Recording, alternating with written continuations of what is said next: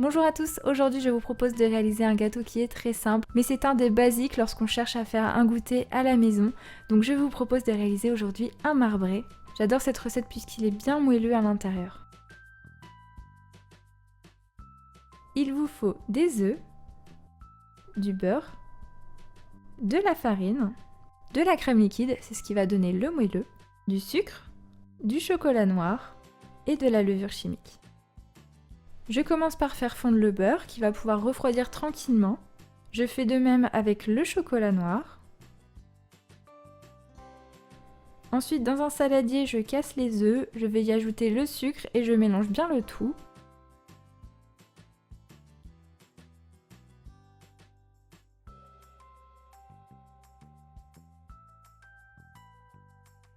J'ajoute ensuite la crème liquide. Je continue en ajoutant la farine et la levure chimique.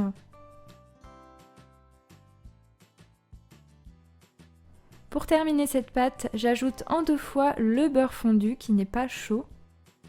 Je mélange bien entre chaque et j'obtiens une belle pâte lisse.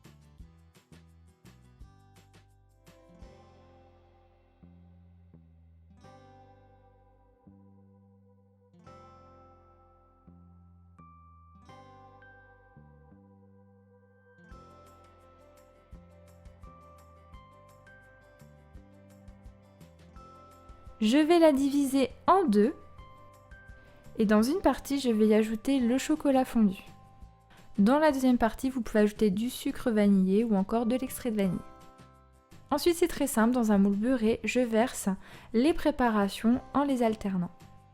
Je commence par la pâte vanillée, je l'étale bien.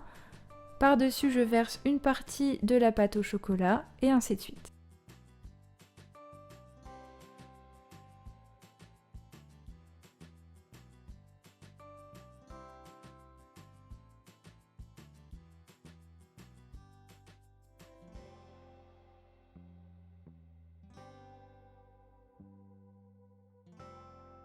À la fin, à l'aide d'un pic en bois, je vais faire un zigzag tout au long du marbré.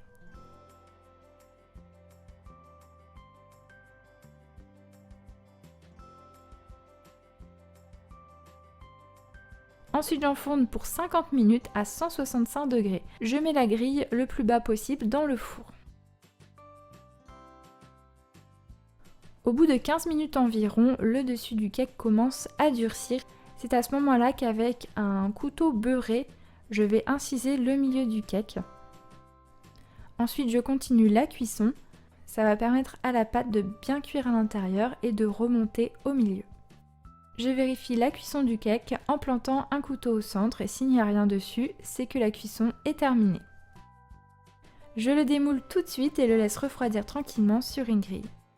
Vous avez vu, le cake a très bien gonflé et grâce à l'incision au milieu, il y a cette belle bosse sur le cake. Si vous préférez un cake plus plat, n'hésitez pas à prendre tout simplement un moule plus long.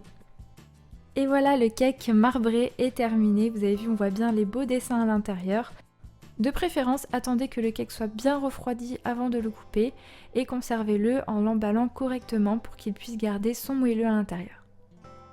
N'oubliez pas de m'envoyer des photos si vous réalisez le marbré. Vous pouvez me les envoyer sur Facebook ou sur Instagram.